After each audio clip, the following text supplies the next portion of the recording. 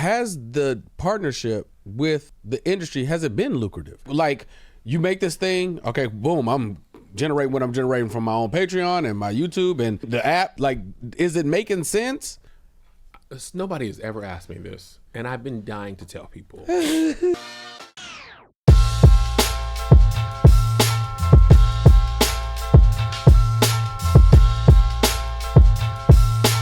Gosh darn it. I gotta be on my, I'm trying not to cuss. Okay, well, come on. Man, I'm excited, bro. I'm excited, bro. And I'm gonna let you kick it off. Do you think? Okay, I'm excited because the thing about you that I love is you inspire, at least me, to be a better man. Oh, that's a great way to start a podcast. Yeah. That's what I'm talking about. Yeah. That's an introduction, man. As a black man to black man, that's what I want to hear as I start the day.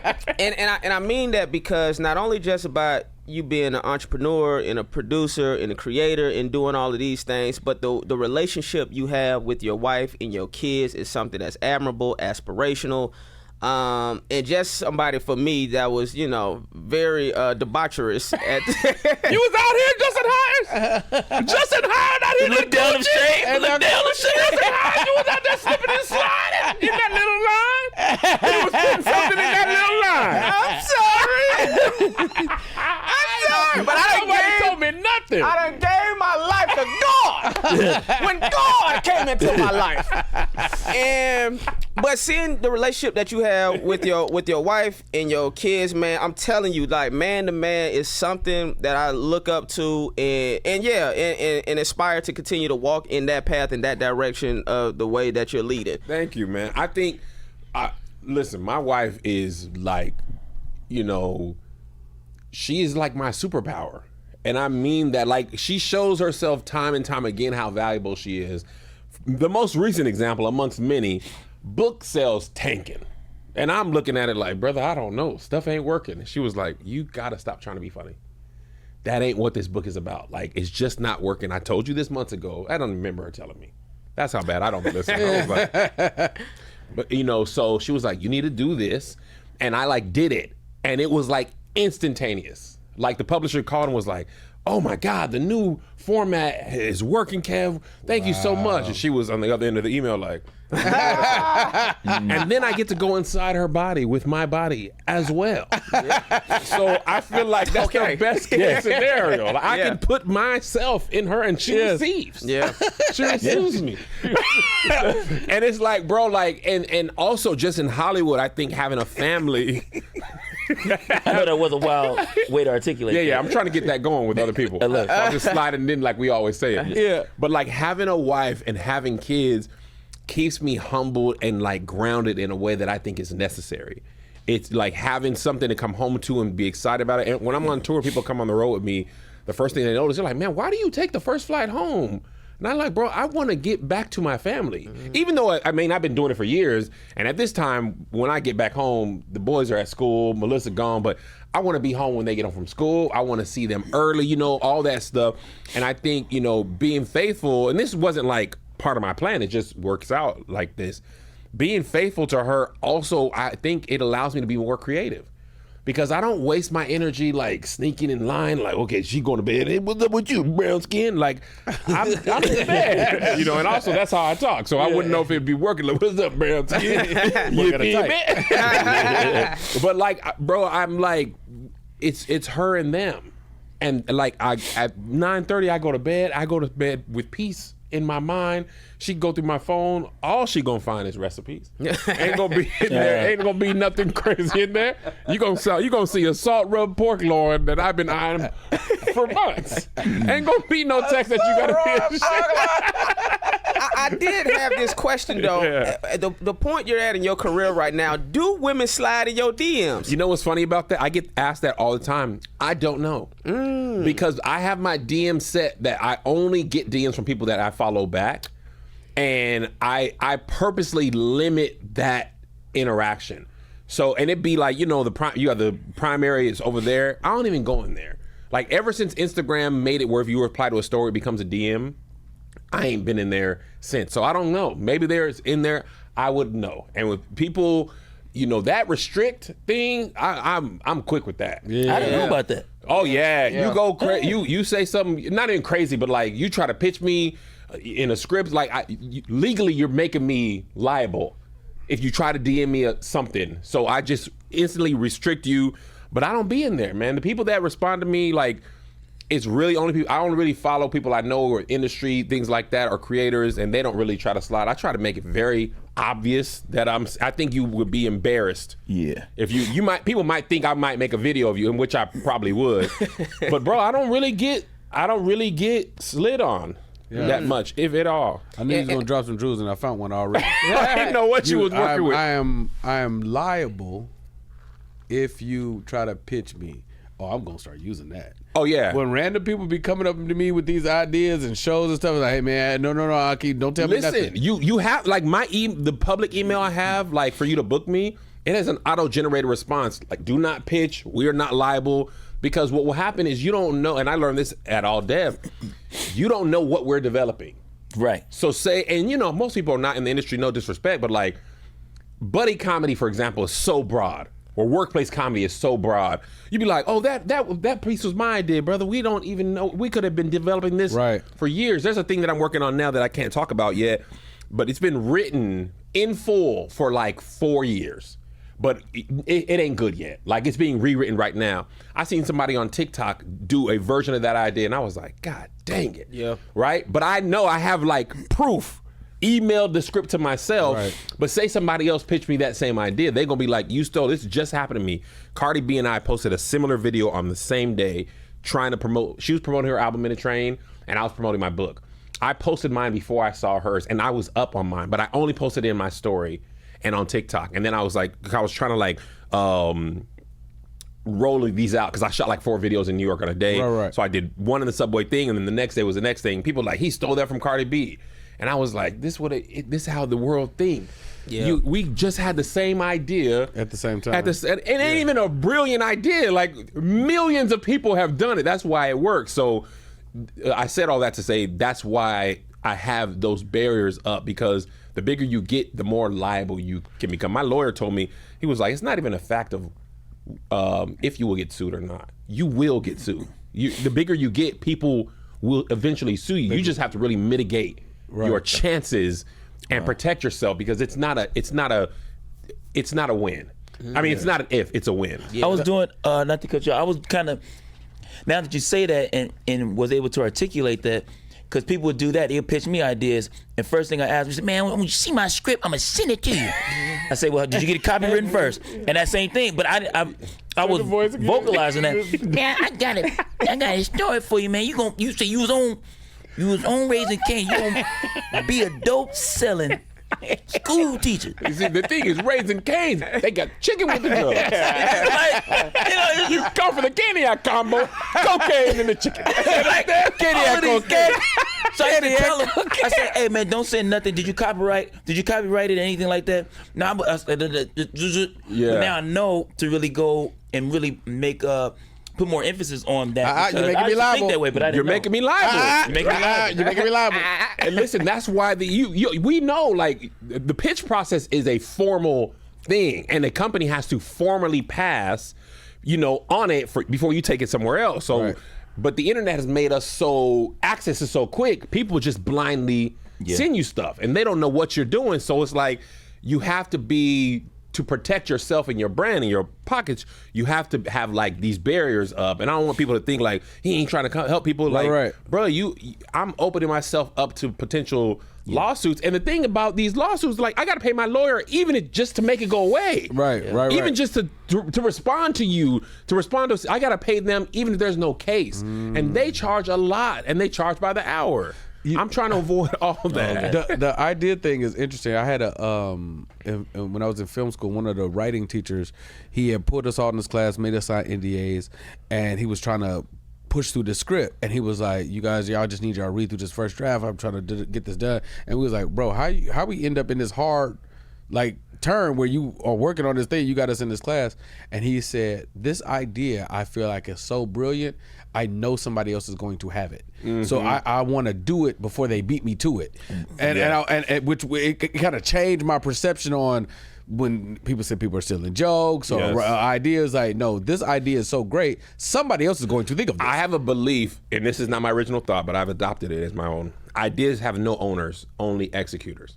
Like, I believe if you get it first, and you may really get it first, if you don't act on it, God, the universe, it's gonna go to the next executor. Yeah. And because how many of us have seen something and been like, God, dog. Right, I seen a comedian I never knew do a joke I had planned to do. Like, I was like, if I ever get to this stage of my career, I'm gonna do this exact joke.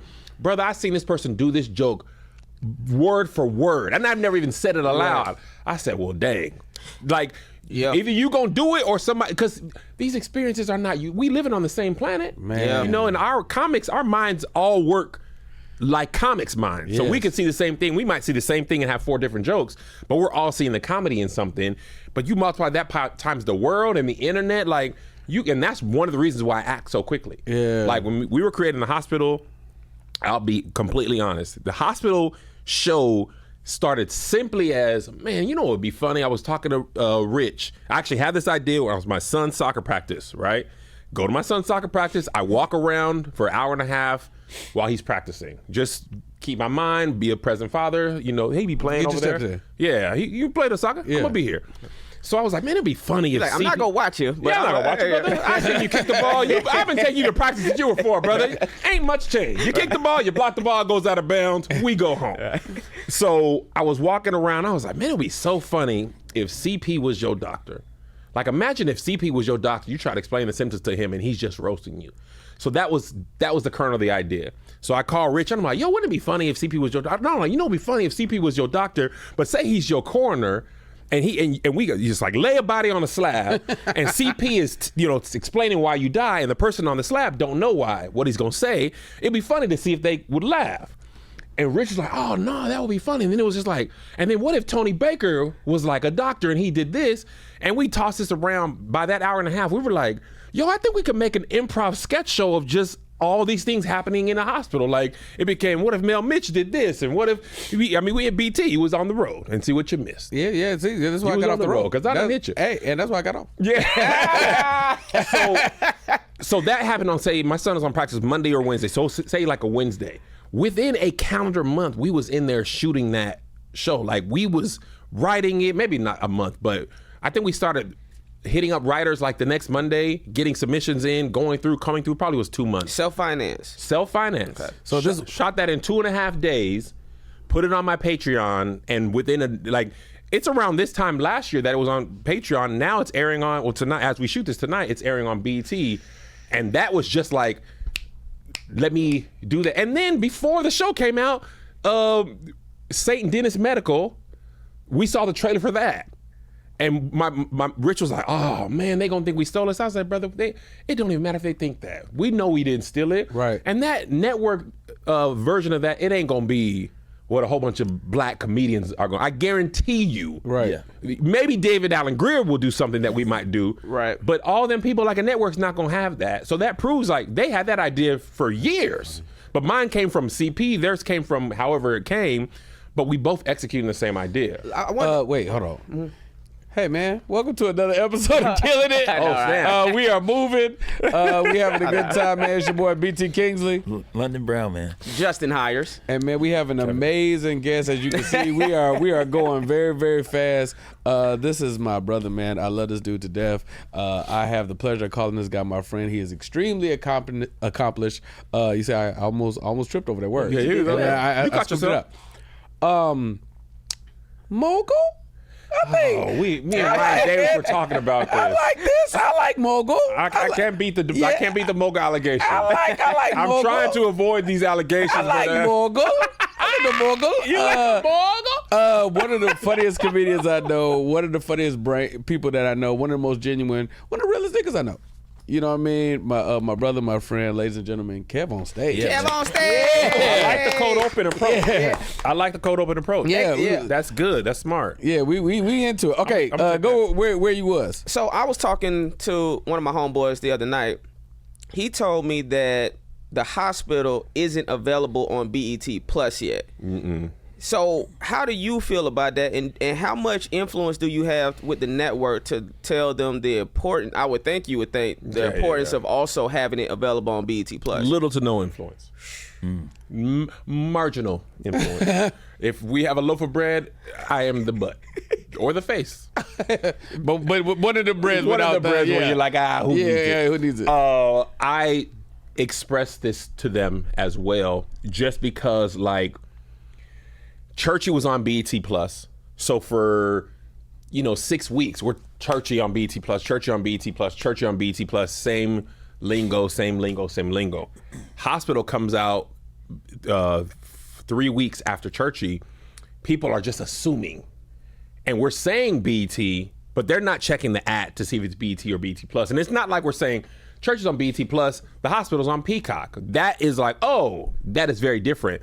And also, I think most consumers assume that if you have something on linear, it's also going to be available on your streamer. Makes right? sense. Well, nowadays, Nowadays, Abbott comes out on Tuesday or whatever. It's on Hulu on Wednesday. Most people only watch it, or some people only watch it on Wednesday, whatever the case is. If it's on, I watch HBO, Game of Thrones on HBO, the app. I'm very rarely sitting in front of my TV. Right. We on the road. I'm watching it before the show, 6 o'clock or whatever.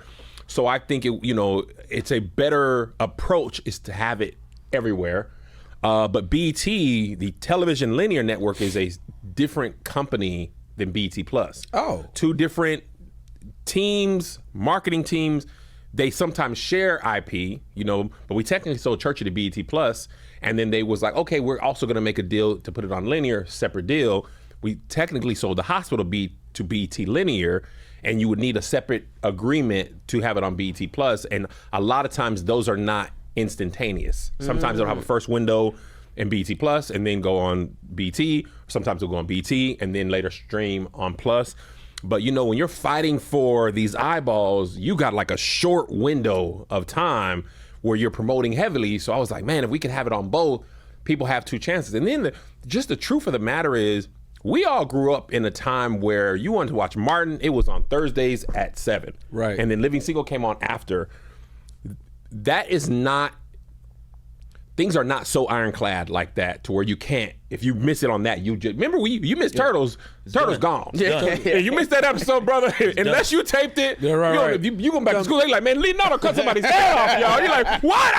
I was sick. Like, you missed it. But like, my kids have never, ever had appointment viewing TV. They have no concept of, I need to watch this thing at this time, right? And that's not how they watch TV. So I definitely would have preferred it be available on both, because we just would have had more eyeballs, and I think that messaging is easier if people can go where they already are. Because some people say, I just got BT Plus just for Churchy. Yeah. They might stick around if they now have the Hospital to watch. But people move quick, man. They might. And that one thing I learned when I had Kevonstage Studios, and people they're not keeping that app forever. A lot of times they buy it, watch the show they want, they turn it off. I did that with Lil Kev. I'm on Lil Kev on BET Plus. As soon as that show ended, I watched them 10 episodes. I was like, in cancel. Oh, we got renewed? Renewed. I'm back. But that's common though. Yeah. A lot of people are like that. Churchy was in reverse though, right? Churchy was BET Plus onto proper. Then So Churchy, the first season was on BET Plus, Yes. and then later aired on linear. Yep. And this current season is not yet available on linear, but the deal says it can air later. But they want to like get all the juice out first on Plus. But yeah, it's not. Neither of them has been like available on both. Watch now, which would have been the best case scenario, but that just ain't how it worked out. I had a follow up real quick because it's about these 2 shows. How did the deals even come about? Because I think anyone that's getting into TV producing or writing and developing, they want to know like how did you even approach BET, or did BET approach you? Yeah. And then what's the pitching process to get these shows made? I'll tell you, man, and I'll be very honest. We made Churchy initially for Kevonstage Studios when I had the streaming service, and it was like a Hail Mary, because we found, okay, throughout the process I realized unscripted is cheaper to make, but people don't care as much about unscripted. There's not as much of a reason to stay week to week for an unscripted show, game show, whatever it is. And no matter how funny it is, people don't feel like I got to stay for unscripted. Did people encourage you to do scripted? Oh, some people. Did some people say, that I've known for many years have randomly reminded me scripted is where it's at, Kev. Some people with initials who go by initials, they have hit me and said scripted is the way. And obviously in the grand scheme of things, there's shows that supersede that. Love Island, Marriage, Traders. I love Traders. Yeah. Love Is Blind. Those run like scripted shows, but people watch them like they are scripted shows. Right. They are not reality in the same sense of like, that American Ninja Warrior. Like you just watching that, but you don't care if you miss an episode. So anyway, I was like, okay, a scripted show we got, because workplace comedy had done really well. We've seen subscriptions go up, and people stayed for like the duration of the episode release. Then when it went off, Lil Kev. Right. So I will not be on season 2. Kevin gonna be like, no, nigga, I canceled you, bro. Yeah. So we're like, okay, we need something that's scripted. We need to keep going in this way. So to shorten the story, we make the 8 episodes. It does have a jump. It was our biggest show, biggest jump. All of these great things outside of the Real Comedian Challenge show at the very beginning of the app. Which is a little bit, a little bit of the pandemic numbers a little inflated. 2020, 2021, those numbers, as creators, we were seeing numbers we hadn't seen before and since, because people had no other, outlet. So Spring Hill Company, one of their executives was a app subscriber. So during LeBron Company. That's LeBron's company. Okay. And he just watched it. Him and his wife, he just watched it as a consumer. Wow. So when we had a relationship, and he hit me, he was like, "Yo, I watched Churchy, man. I think I might be able to help you get this sold." And at this point, I was like, "Man, Churchy's trash, man. I ain't gonna never go make it." And my real daddy wasn't very irritated. Yeah, my real daddy wasn't there either. He just slid that in there. My real daddy wasn't there either. I failed therapy. Because it had been like some months. It had been some months where it was like it wasn't getting no activity, and I was cool. Like I felt like I had done it, but it wasn't like I didn't go nowhere with it, because I didn't have no relationships in Hollywood like that. I had I have a place to take it. So we signed a shopping agreement with them. And he starts pitching it, and almost instantaneously, we start getting some offers from some people. Pretty solid offer for me, because at that point, I'm just trying to get some of my money back, because I had spent a little bit. Went on that tour right after. And brother, ladies and gentlemen, Tupelo, Mississippi, put your hands together. 7 nights in a row, y'all. Kevonstage. Coming out of my nose. That boy replenishing the pockets right now. Went right back to work. Spectrum, y'all got any of them commercials running? I got another one. But yeah, so shopping agreement, it was ended up being like a little bidding war between 2 networks. And BT won, they had the highest offer, and it was like the most credible network, because in this industry, credibility matters. Where it's placed matters. Obviously, getting paid matters, but where it's placed, there's certain cachet that Absolutely. It's so that this network versus BT versus Netflix versus HBO, the industry looks at these things differently. So BT is different than Channel 67 on TV, and so they licensed it. So we still own it, and they licensed it season 1, and then they renewed season 2.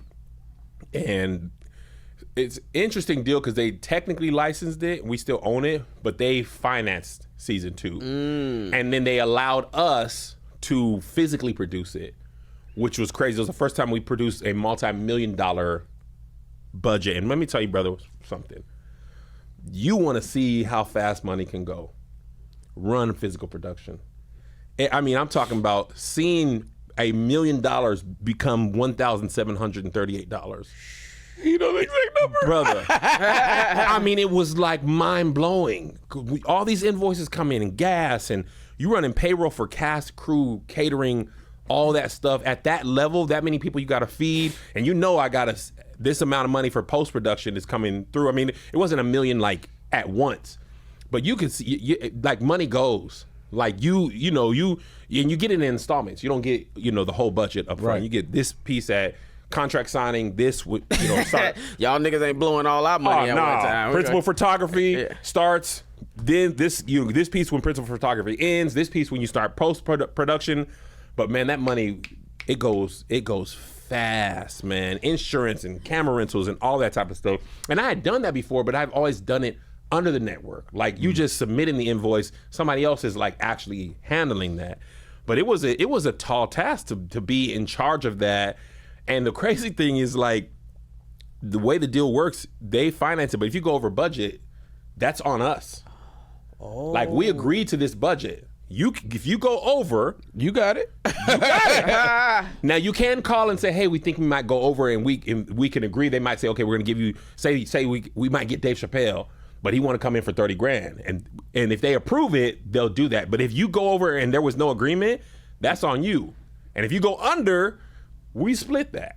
Okay. So it's like, we want to bring in hamburger.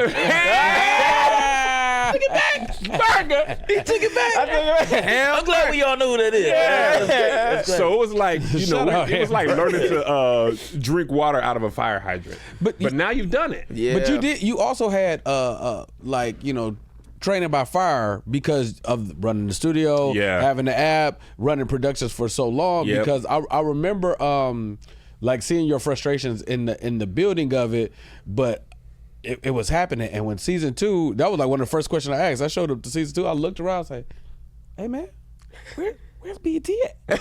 He said, "Oh no, they came down a few times, to kind of check on stuff, but they kind of just." I said, and my brain goes, because that's how it happens. Yeah. When you allow creatives that know what they're doing to just let us just be great, that's why The Hospital's so hilarious. That's why season 1 was so good. That's why season 2 is so good. It's like, you just, okay, cool. Y'all got some notes? Cool. I'll take your notes. We'll do whatever we need to do. But other than that, get out the way. Let me do what I'm doing. 1,000%. And I think that might be my favorite thing about BET.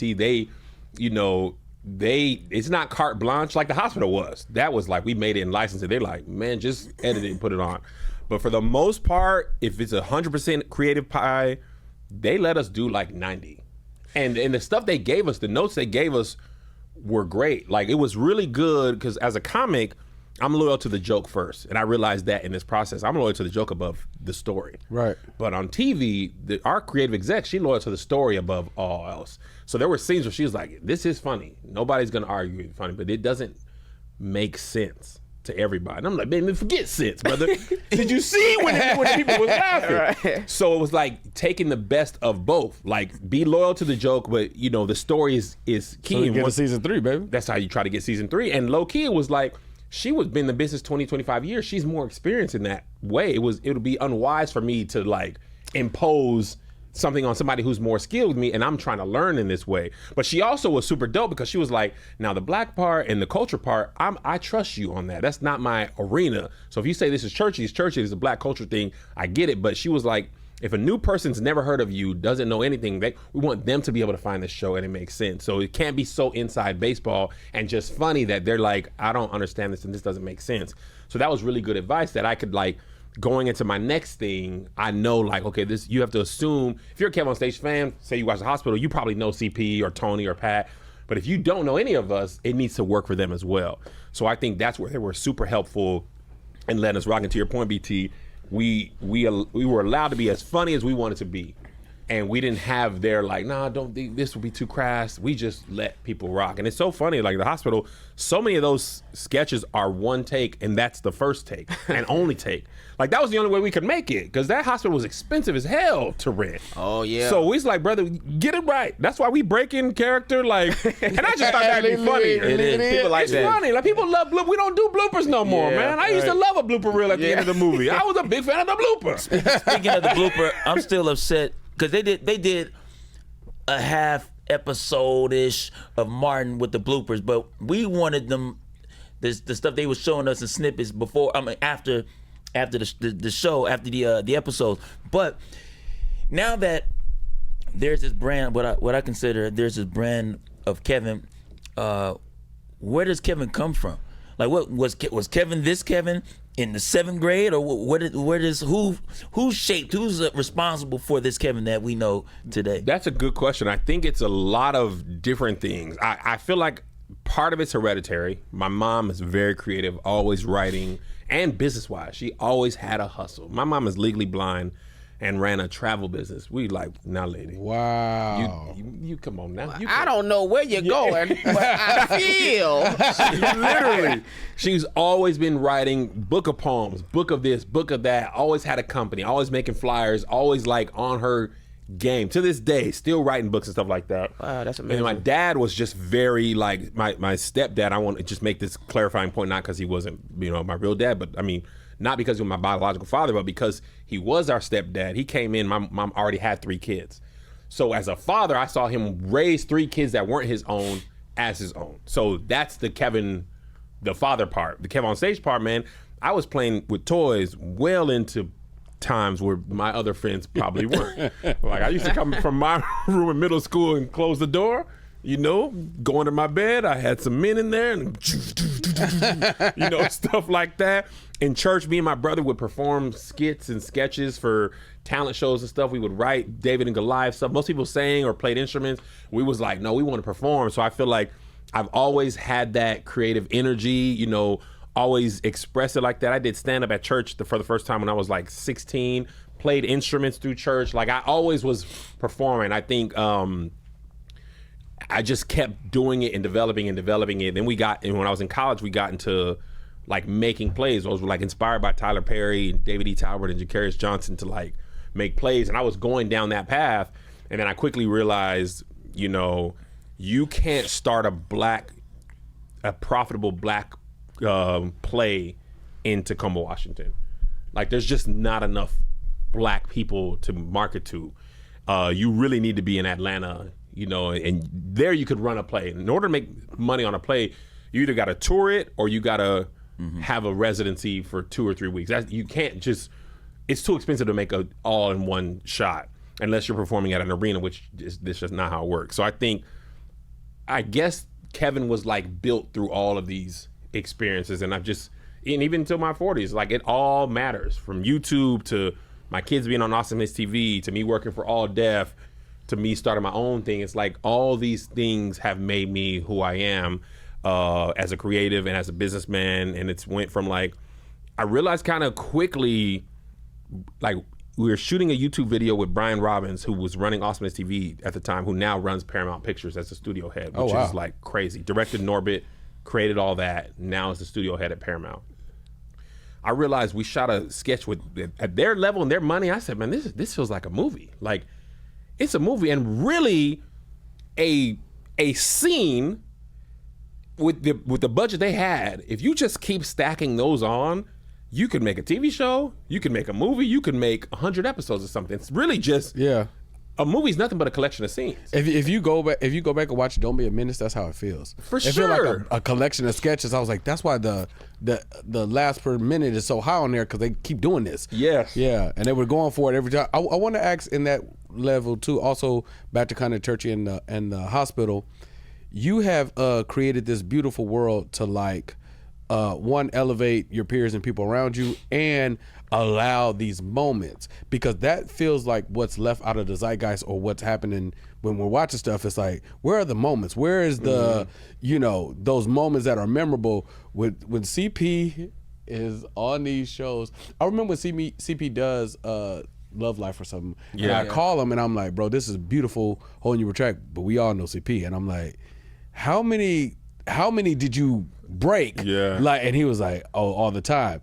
And the same thing with like Tahir or or Tony or anybody that's in these spaces, the Angel, everybody that's they get to shine at full lumency. They're not holding anything back. Yeah. That moment when you turn around in Churchy and Tahir goes, oh, and starts running across the court, I'm like, that's full Tahir. I'm like, oh no, this is Tahir on full Tahir. Yeah, I said the CP going in on Tony while he's supposed to be dead. And Tony, I was like, bro, that's full CP. I was like, you've created these moments. How do you feel like that's being received from the industry? And when you're seeing it and you're seeing it happen, what has been your response to it? This is great. You guys are really killing it. Great question. I'll go back to All Def and really the plays. One thing I learned early from plays is like, even if you're the star, you need the whole thing to work for it to work. Right. And All Def taught me that, because I was working with some of the most talented people. I realized like, you don't have to be fighting for every joke. And somebody over there gave me maybe the best piece of advice ever, and it probably allowed me to work how I work. He said, you don't have to say the funny thing all the time. The funny thing can be said to you. And if you take a good joke, the person watching just remembers you being a part of a funny moment. People come up to me and be like, man, you were so funny on Roast Me. I'm like, bro, I really wasn't. Like, that was not my thing. I said a few funny things, but like CP and B. Lou and Craig and Boo Capone, they were the really funny ones, but people just remember you being a part of something funny. So when it comes to CP, it's just like, in this instance, I might just be Steve Kerr. I might just need a corner three, key rebound. I might be Chris Bosh. I get this rebound, I kick it to Ray Allen. I don't gotta shoot the three. I might not have scored 20 points that day. Now, one day I might go out, triple-double. May happen. But it's like, sometimes my place is just to let these niggas who are amazing have space.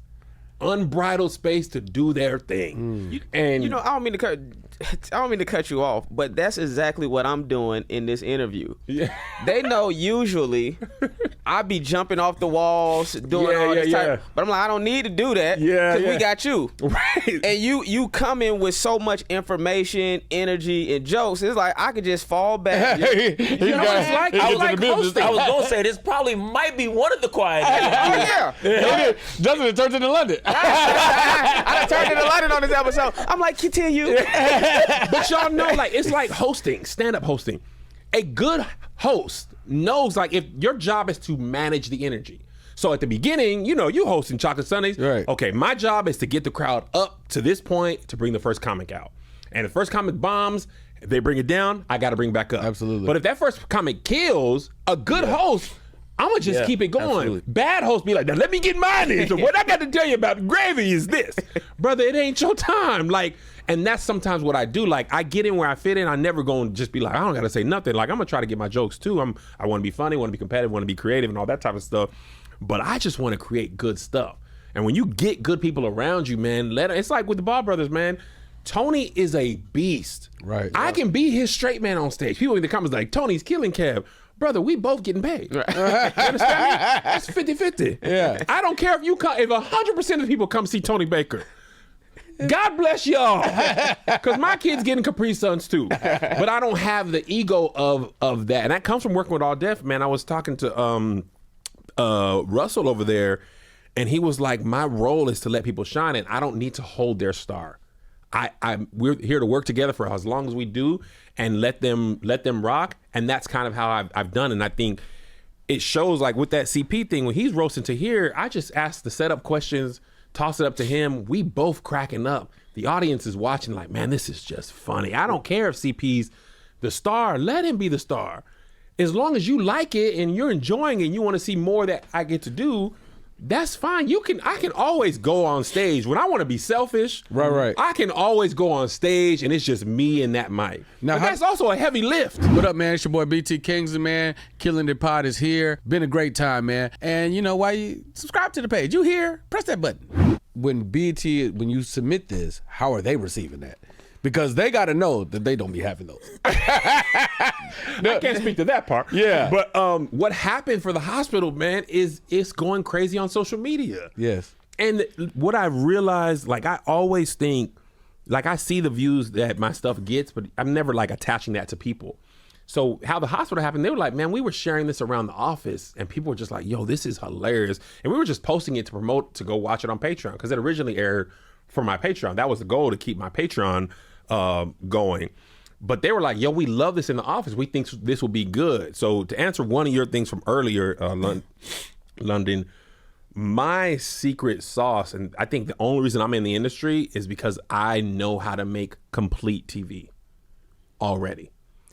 A pitch where somebody has a deck, these people are like, it may work, it may not work. We got to invest all these resources. A completed thing is a much lower risk. Like, I can just take this thing. I don't have to spend money on resources for development. It's already made. And then the benefit is I have an audience who's already looking to watch stuff. So I can bring a completed project and an audience. I've killed two of the most important things a network is looking for. And I've also proven, like, one of the reasons Churchy sold is, even though the app didn't have a lot of subscribers, I can show of our subscriber base, this one performed above here. We got all these new subscriptions. They're looking at that and say, oh, he got new subscription there. maybe this is going to lead to new subscriptions for our thing. So I think that's my competitive advantage is at the time, and still to this day, I guess, I'm willing to put my own money up for certain things, and that takes the risk away from the network and all. I say all that to say I don't see myself paying for TV anymore. It's just really expensive. My goal now is to switch this same process into movies, independent movies, because I feel like that IP is even easier to shoot, cheaper in a way, and I can market this movie, sell it to these people, go do a Christmas movie, sell it to these people, go do a horror comedy, sell it to these people, and in this content game, the content is drugs. And it can be stepped on 10, 12 different times because everybody needs their hours. Bruh, it's the drug game. Such a great reference. It's the drug game, bro. And I want to be the plug and the wholesaler. I'm selling these things. I'm creating the cocaine. Comedy keys. Bruh, comedy keys. I got a brick of that rock. You want something? You can step on it, sell it in the second window, third window. You sell it in Brazil. But you come back to me. But you come back to me. Boy, I got this new stuff, bro. Well, that's actually what I wanted to get to next, which is when did you decide to start posting content? And then the follow-up to that is how many pieces of content a day did you post until you started popping? It's going very well, guys. I remember specifically Billy Sorrell's, like I was playing around on YouTube. Billy Sorrell's did Stuff Black Girls Say when like Stuff Girls Say was going popular. And I had seen pretty much all those videos, but I didn't know none of those people. But Billy I knew. And Billy his video hit like 8 or 9 million views. Yeah, and at that time, that's like $100 million blockbuster. For YouTube, it's like 8 million views. 1 million was crazy. Yeah. 1 million was viral back in the day. 1 million was viral. Yeah. 8 million is crazy. So I'm like, I'm in Tacoma, Washington. The only thing that's there that's popping is Nate. And that's his stand-up room. I'm watching people and all y'all. I was watching y'all in LA doing y'all thing and stuff. And then I go to my regular job. Like one day I'm gonna be somebody. Boeing.com. He now has more money than all three of us combined. Lord, God had his hand on you. Yeah. But I realized, I said, okay, what I'm realizing about the internet, and my only initial plan was this was still the play thing. I was like, what's killing us in this place, we don't have enough of an audience to take this on the road or sell enough tickets to make it make sense. We keep losing money. I was like, if I do the internet, we can grow our audience and eventually we can take these plays on the road. So we do stuff. I was like, I saw 2 things missing in the Stuff Girls Say universe. I was like, there's no church element at all. And there's definitely no black church. So I was like, we do Stuff Black Church Girls Say and Stuff Black Parents Say. And we asked our wives, yo, can y'all be these black girls? And they were like, nigga, no, we got work. I'm not no actor, hush. So we put wigs on. I don't do no wig no more. But we put wigs on, and the first 2 videos both hit 1 million. So I'm like, oh my God. And almost instantly, we started going heavy with the church stuff. And hold on, this is Facebook, YouTube, what platform? Just only YouTube. Just on YouTube. At this time, you could only post videos on YouTube. Okay. Facebook didn't have video. Wow. Instagram wasn't even a thing like that. Definitely didn't have no video. And this is before Vine. So we start doing church videos, and they're going viral. Within maybe a month or 2, I was like, I got to start my own page. Because I was like, I don't want to be just the church dude. Even in that moment when every church video is going viral, I'm like, I don't want to be just a church dude. So start off, I was going to do 3 videos a week. I had little business cards I would take to Nate's when I performed at Kevonstage. I had new videos on Monday, Wednesday, and Friday. And then I was like, that's not enough. Like after like a month or 2, I was like, I got to do more. I got to do a video a day. So I'm doing a video a day and going to work every day. And then a video a day. Once I moved to LA and I didn't have no job, video a day became 3 videos a day, sometimes 5 videos a day. And now to this day, I probably average, of my own generation, not to include collabs on podcasts I do, sometimes they end up being 7, 8 pieces of content, just accepting collabs of stuff. But I probably do 3 videos a day every single day on at least 6 platforms. So that's I'm not great at math, but it's actually 7 platforms. So it's like 21 a day times 7. That's my average. Usually average 2 or 3 videos a day, every single day. That's a great transition. Not from a space of judgmentalness, but do you see what you do? Obviously, you see what you do and you see what other people do. Do you see what you do and see what people don't do and think? Do you think people are lazy?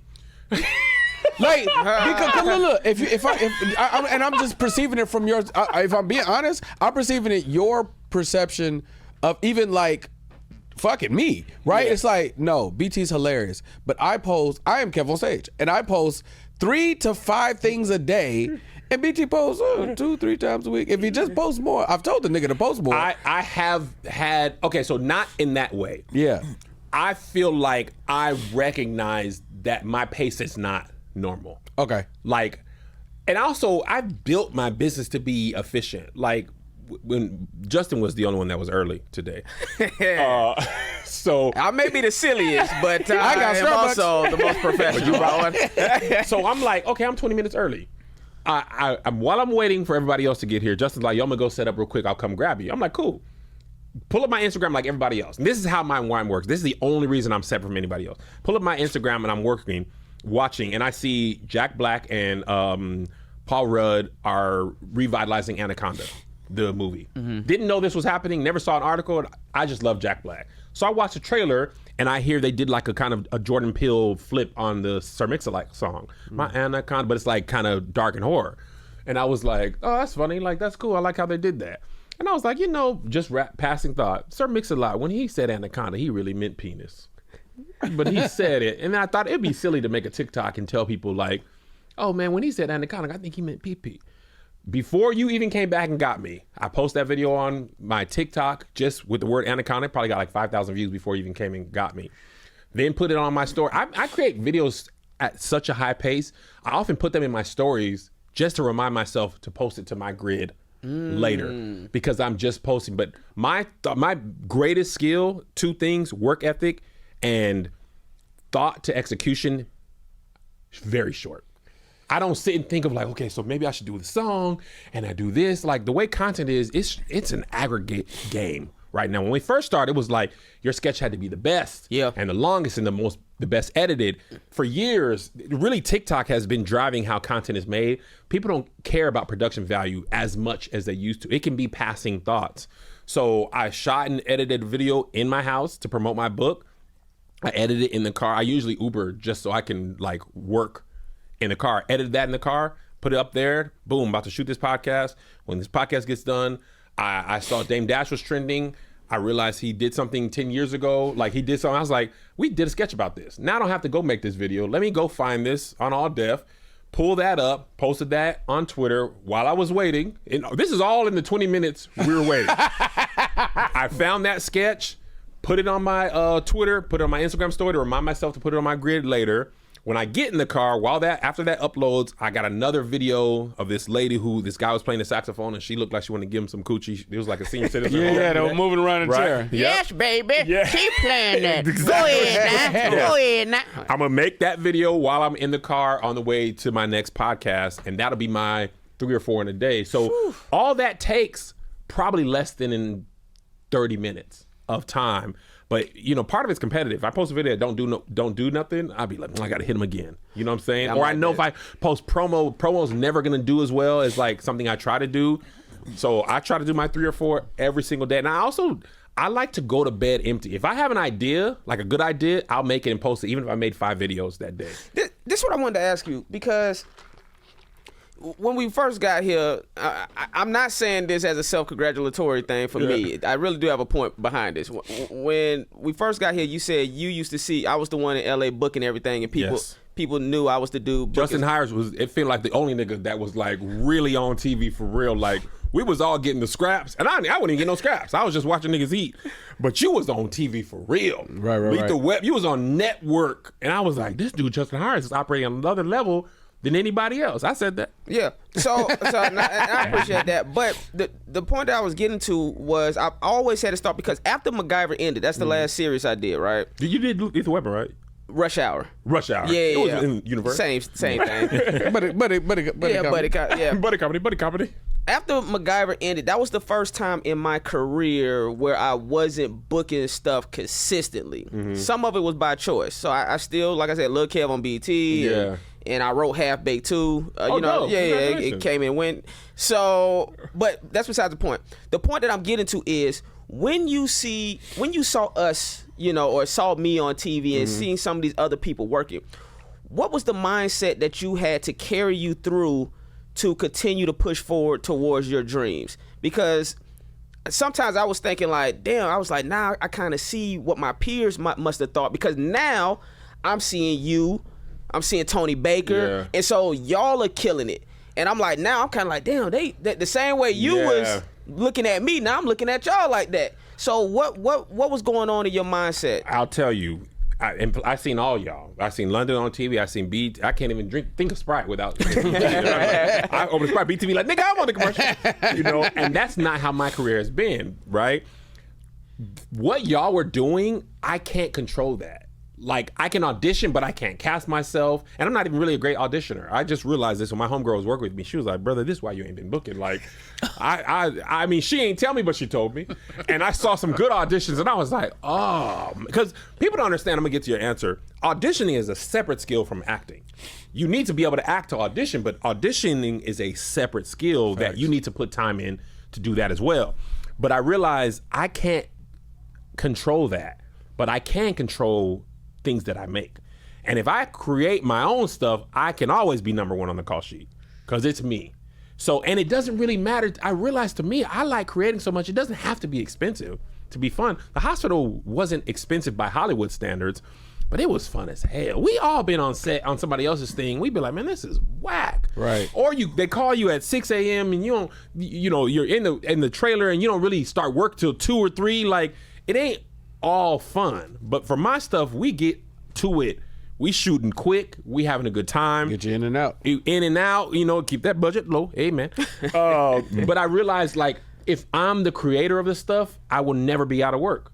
I will always be able to work if it is me. And as long as and it's still my philosophy to this day, I honestly believe I don't have to grow any more than I am right now.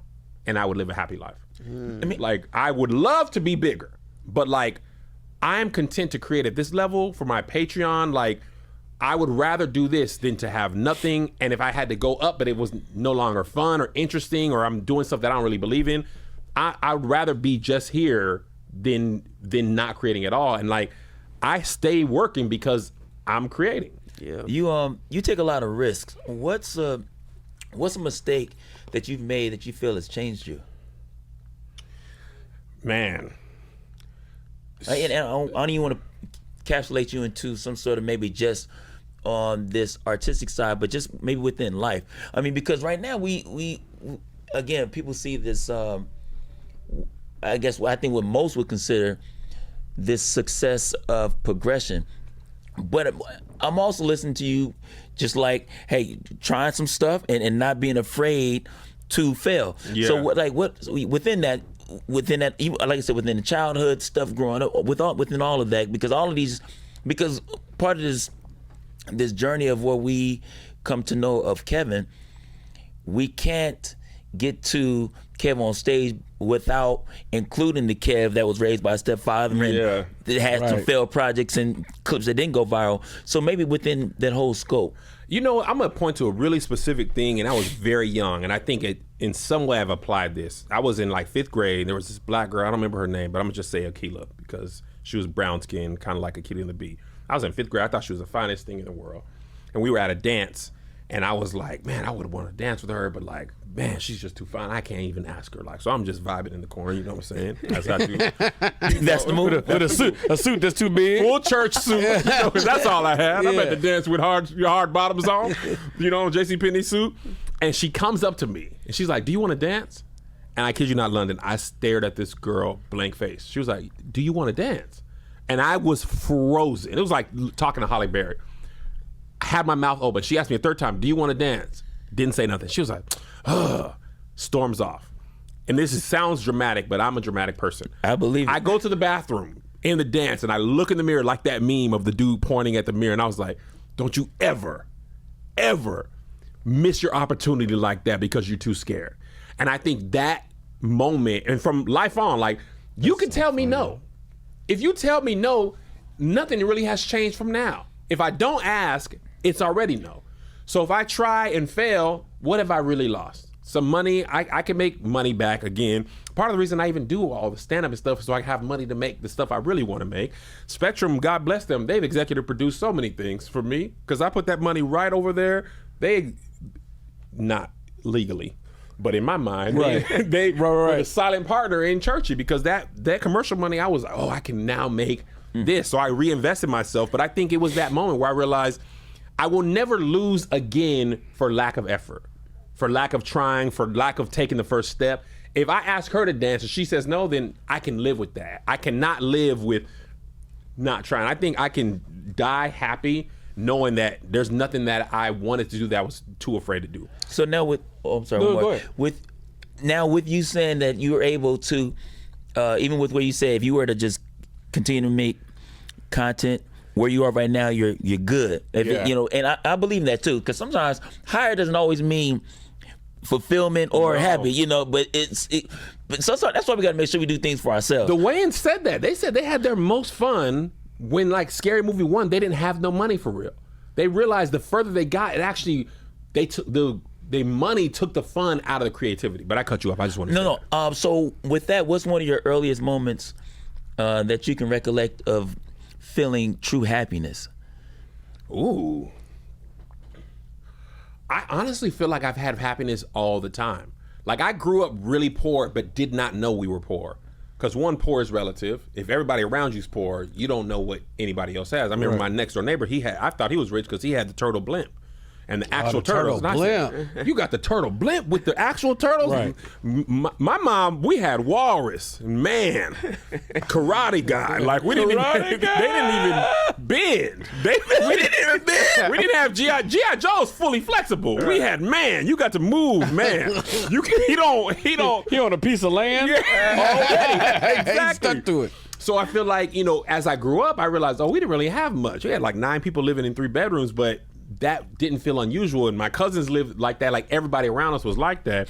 So we made the most of it at all times. And I think that way of life has, made everything great.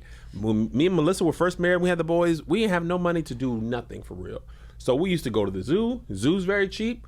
We used to go to the park. I remember she used to buy these coupon books. People walk around and sell these coupon books. We go to Mariners games on like when they're playing the A's. You got to go this Tuesday only, and it's like $2 tickets. But when you're at the game, you don't think about how much you cost. We get the kids a hot dog. We sing and take me out to the ball game. We taking pictures. Now, of course, I can sit courtside or on the third base line, but it's not necessarily more fun. It's just a better seat. You know what I'm saying? And I think that philosophy has helped me because like when I'm doing stuff, I'm really having a good time. Like we're shooting stuff for the app or for Patreon. I'm not necessarily having more fun on a BET set than when I'm shooting my podcast with Angel. Like Angel, in her own way, just as funny as CP. I be having the blast. Angel's hilarious. She's hilarious. So in that moment, I'm like, man, this is the greatest. I'm having a great time. So I think having that philosophy and approach has made everything I do fun. And I think I'll recognize if this is not fun, but it's more lucrative, I could be like, I'm cool, because this is my actual life. I don't want to be stressed and doing things I don't want to do and all that type of stuff. Even if you get more money, I'd rather go, to this level and enjoy it than to be making a lot of money, but like I don't really enjoy my life. I didn't enjoy my life when I was working at Boeing. In that same conversation, and obviously you don't have to give no numbers or whatever. Your call. Has the partnership with the industry, has it been lucrative? Like you make this thing, okay, boom, I'm generating what I'm generating from my own Patreon and my YouTube and the app, and then there's this. Like, is it making sense? Nobody has ever asked me this, and I've been dying to tell people. Not nearly as much as people would think. Not nearly as much as people would think. I'm not losing money, but it's not nearly as successful as you would think. You know what's really lucrative for me? Comedy. Live touring. Owning that tour, no Live Nation for the Backview tour, infinitely more lucrative than television. That's a great pivot. Infinitely more lucrative. I mean, that's at this level. I'm not saying it's nothing, but like... And is that because of the venues that you're performing at also? For sure. for sure. At least for the churches, like Oh boy, let me tell you about this genius. So, and as somebody who I moved to Sacramento, I understand the lay of this city. It's a small, large city. I understand it very, very well. When I was looking to set up my show, I was looking at a bunch of different venues. I know all the venues in Sacramento. I know them all. I know what the Wells Fargo costs. I know what the Memorial costs. I know what the theater inside the Memorial costs that only hold 200. I know what the cafeteria that they sometimes sell as. I know every venue in this city. Godly, I don't even know what year this is, bro. But I remember you was going to Sacramento. And you showed up to this venue, and the venue where it's at, nobody knows about the spot. And I know it's $70. I know it's $70. You got to bring your own chairs, but it is $70 to rent this venue. And but it hold like 300. But it's like, it's in the middle of nowhere. And I'm like, and I remember you was coming, and it was like, yeah, man, I got 2 shows here. And I look at both shows sold out. I was like, son of a bitch. I was like, the hand to mouth ratio on that is crazy because it was a like 24th Street Theater or something like that. Yep. Bro. Yeah. So this is where I use my competitive advantage. There was a time in my stand-up career where I was hearing whispers of like, Kev only funny with the church stuff, man. He ain't funny for real. There was comics saying that. So I spent time, like, I did a whole year of no church jokes. And my whole set is never all church, but the last 15 minutes I usually have something church because it's a great way to go. Sidebar, it's always funny. I don't care how well or how cool you are, it's always somebody got something always. to say. Anyway, go ahead. Always. And I really used to let it get to me until I was doing that set that year, and I felt like LeBron's first year in the Heat where he was trying to be a villain, and that just never really was who he was, and he had to like shed that thing. So then I said, well, man, and he had to work for the first 2 years when me and Tony and Tahir went out, Real Comedians. I was like, churches, and I can freely give this out because it's hardly anybody can activate it on it because you got to be clean, church clean. But churches are not in the venue rental space the way like Live Nation venues are. So Live Nation gonna charge you for every single thing. Churches are like, bro, we here for the community, we for God, like we gonna charge you, but we not gonna kill you. And we also gonna get volunteers and security. A lot of times they not in and out. Big mega churches, they be more Live Nation than you would believe. I said, brother, there were some churches, I said, well, this is a Live Nation deal. Where's the Lord? You know? I want the Lord part of the deal. But my competitive advantage is like, churches wanna have good stuff for their community. So they're really just like, don't charge crazy prices. We'll give you a good deal, but don't come in here charging $150, $200, $300. I'm like, if y'all give me this price, I really don't have to. Right. The reason things are so expensive with Live Nation is because their venues are so expensive. And that cost is like, there's no negotiating with the big 3. This is the cost. Now you can change your ticket prices, the guarantee can change, but the cost of the venue, these are union, and this is not in them, I'm not talking about like, you know, Ticketmaster and like, I'm talking about like the union rules of the city. You have to have this many people, you have to pay them this many amount, your show's this amount of time, there's a minimum hours, they have to have lunches and all that type of stuff. Churches don't work like that. So it allowed me to pay a lot smaller of a thing, and you lose some things. You lose like seating. Some people are not buying a ticket if it's general admission. I want to sit in 13C and I don't want nobody in my seat. For the most part, most people they just want to come and have a good time. As long as there's a place to sit, as long as it's funny, it's safe, and I can hear and all that type of stuff, they're not tripping. So at $30 and $50, you can make a lot of money if you're getting charged, say, $2,000 or $3,000 to rent or $5,000 versus some Live Nation venues are $20,000, $25,000, $40,000. New York, Chicago can be $60,000. You know what I'm saying? Like I've looked at the ticket, like the breakdown, and it's like, man, that's how I went back to churches. I'm looking at the numbers and I'm like, I don't even need to sell this many tickets. Right. If I didn't have to pay this many people. So that's really where that came from. So I have to ask this because I feel like this, and I've been observing this for a while, and it's starting to irritate me. Do you feel underrated? And I mean specifically as stand-up comedy. I feel like you get all the regard. I feel like you get a fair amount of regard for business and production and so on and so forth. But I'm talking pound for pound, one of the best stand-ups doing it. Your last per second high by any metrics that you wanted to calculate it. I've seen you in rooms destroying. Yeah. And I feel like sometimes that gets lost in the sauce. Do you feel? Nah. Okay. Honestly, not at all. I think I always say this, and I'm not joking. I could name 20 people funnier than me that I believe are funnier than me. 10 women, 10 men, without thinking too far. What is important to me is that the people who like me come and have a good time, and I have a good set. Yeah. I don't really spend a lot of time comparing me to other people because that really doesn't get me anywhere. Yeah. Like, compared to Ryan Davis, I'm like, we have totally different styles of comedy. Any of us could go in any order, and people could have a good time for very different reasons. Right. So I'm more, and I think this comes from the plays, I just want to make sure that people have a good time.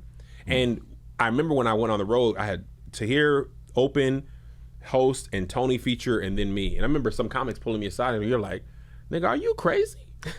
What the hell are you taking Tony Baker on the road? Like, why would you want to follow him? Like, people, I don't remember man name it. They like, man, take some people that there's a obvious difference in. I'm like, man, people are paying $30, $50. Like, I want them to be like, man, from the first person to Kev, it was good. And Loki as a competitor, Tony used to be getting standing ovations before me. And he'd be like, oh, no, man. I'd be like, man, take your standing O. Because now I'm like, okay, I got to really bring it to here too. He'd be the first person out getting a standing ovation after the first 15 minutes. With that energy. Shit. Yeah, and it's like, bro, he should bring Tony up. Tony should bring me up. The audience should leave and be like, man, that was a great show. So when they see me come back, they're like, man, you got to see Kev. It might be $30, $50, or $150, but man, it was funny. So I'm gonna try and kill. Bro, you hilarious, bro. But I don't. Thank you. Yeah. I appreciate that. On and off. I remember we just shot something with All Def the other day. I was like, God, this nigga's killing. Oh, the great. I had a great taste. Yeah, I had a good set. Yeah, bro. I was like, I find myself in rooms when nobody's around, bucking up for my boys. I'm like, no, you niggas are tripping. No, I appreciate that, but I think this is a very funny class of comedians. Absolutely. People within 5 to 7 years of me on each side, no disrespect to previous generations, but I think this group has funny people on every level of every comedy group that we had. Now, we don't have as many opportunities to make those movies and stuff. I feel like that's not as equally distributed. Like, we don't have a Harlem Nights or a Life, but I don't think that's for lack of talent, you know? Now, granted, I'm saying Eddie Murphy's Eddie Murphy, Martin at that level is Martin, but I think, you couldn't tell me Teddy Ray wasn't our version of Robin Harris. Right. Yeah. Like, you couldn't tell me CP is our Bernie Mac. Like, where you just like, man, this dude I can't stop laughing. K-Dub had a set on Real Comedians. I thought I was about to have an asthma attack. Like, it was so funny. I was like, dog, he's just killing. Just Niche and Kanisha on her Keep Your Distance, she was out of this world. Like, every time she went on there, she had the rawest, funniest jokes. And I seen Kanisha from back in Washington. Her having that, Bean took her to another level of comedy. Bean took her to another level. So I just want to be a part of greatness. It ain't got to be my whole show. I just like to be a part. Hey, that speaks volume to your just being secure as a comedian, because a lot of comedians or people in general are so insecure they don't want to see other people win. They're afraid that their success is gonna shadow their whatever. So, but anyways, we got a game on here that we call Kill It or Let Live. Okay. Kill it or let live. I'm gonna throw out a topic. You say whether we should kill it or let it live. It's all good. Okay, cool. Kill it or let live. Kurt Franklin twerking in skinny jeans at his concerts. Let it live. Let it live. Entertain me, man. It's the BET Award. If I pay for a ticket, give me a show. Okay. Kill it or let live. 2 separate offerings during church. Kill it.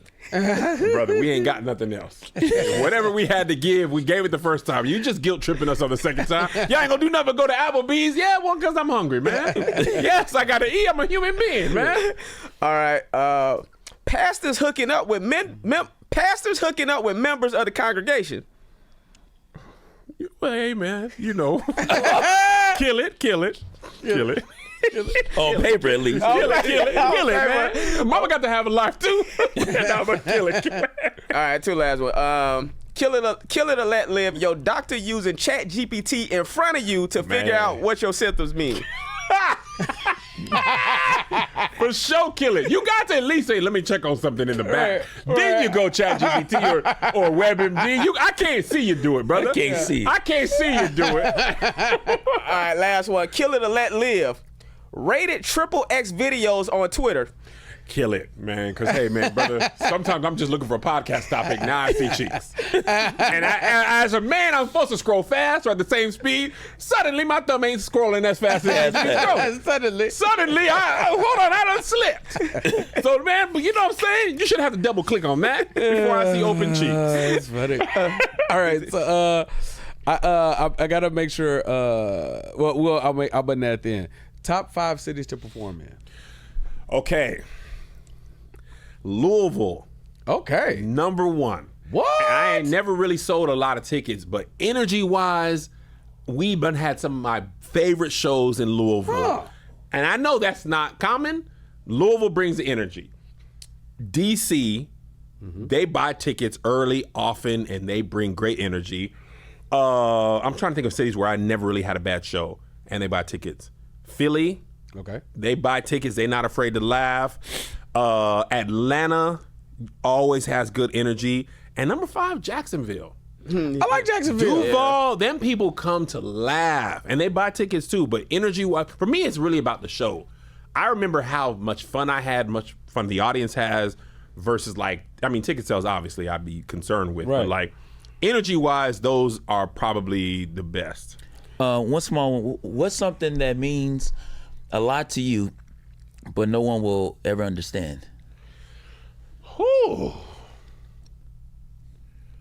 I think my kids being proud that I'm their dad. I remember one time my oldest son was telling me, he was like, I was talking to JoJo and he was like, because a YouTuber had just got a scandal or something like that. And he was like, man, isn't it great that our dad has never done nothing to embarrass us? Because we would have to go to school, they already know who our dad is. And it's always been something that we can be proud of. But imagine if he did something that embarrassed us, I think the guy had cheated on his wife. He's like, what if he cheated on mom and everybody knew, and now we got to go to school, and now people are like, man, that's your dad? Yeah. He was like, I'm really glad that he's never put us in that position. And I was just like, man, thank you. Because I want you to be proud that this is your dad, this is your mom, this is your family, this is your name. I don't want you to be like, oh, there go his, that's Kevonstage. So you know what he did. Right. I don't ever want to put my family in that position. So I think not to cut you, I think a lot of parents, I think cats today, because they're so busy replying and stuff, they forget your kids it's some residual energy that absolutely. Your people And I don't want to put them through that. Absolutely. For the people that are watching that picked up all these jewels that was dropped, if you are if you need more, it's all in the book. It's all in the book. I love this pivot that you made for this book because you are hilarious, but I've seen you give back within classes and so on and so forth. For now, it's all in the book, all the stories, all the business, all the creative. Yeah. Successful Failure is the book. It's my life story up until this point, told from the point of view of all the failures, because I think people think failure is the opposite of success, and really failure is a part of success. If you don't get the audition and the role, you get the audition, you don't get the role, you're like, okay, this is what I need to change.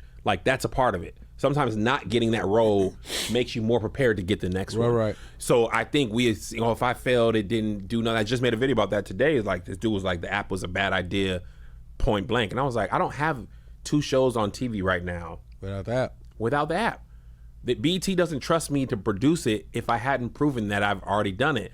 So yes, it didn't succeed in the sense of for me, I want it to be as big as Netflix. That's my goal. But we ain't lose no money. People ain't running around saying Kev ain't paid me. We have a whole library of content that can be sold, like I said. So it's not really a failure. It just didn't reach what I wanted it to reach. But I realized when I was making that video, my expectation is so high for myself and what I do. Not reaching that, what a failure to me is masterful success to somebody else. And it really should be to me. I had to change the way I was thinking about it, because I'm just it's like the sports, either championship or nothing. But But things are not that zero sum like that. This is my final question for me. If it's all said and done, career-wise, and you have it exactly how you want it, what does it look like? Are you directing? Are you producing? Are you what does it look like? It's producing. My very specific goal is to be able to take somebody who lives in Mississippi, and I just use Mississippi specifically because they're not known to be like, here's a film land where it originates, but it can be any small town, Mississippi, South Dakota, wherever black people are, not South Dakota, but Philly or whatever. But Kev has found this young creative who has this idea and used his power to elevate them. And then they go on to do other things. So say Jordan Peele had Get Out, but he wasn't Jordan Peele, never been on Mad TV, never had Key and Peele, but he still had that idea. Kevonstage Studios would be finding that person with that idea and being like, Kev is producing this to give it to the world. And now Jordan Peele goes on to do Us and Nope and Him and all this other stuff. So for me, my greatest goal and passion is creating opportunities for other people, and specifically people who are deserving but can't find their way into this industry. And I think that's what if you look at it, even at All Def, it wasn't even my thing, but I used their resources to put people on. Did the same thing with Keep Your Distance, same thing with my Patreon, same thing with the app. It's always giving people more opportunities and more stuff. So I think that would be what I would like to be known for. Yeah, no, don't picture my boy though, because you put me in a situation. Man, we appreciate you sharing Thank your you, man. gems, your time. Thank you so much for coming through, man, and blessing us with all this great energy and knowledge, man. And yeah, man, give it up for the one and only Kevonstage. That was all right. That's all right, My man. Thank y'all, let's brother. get this. We gotta get this. Let's get a photo.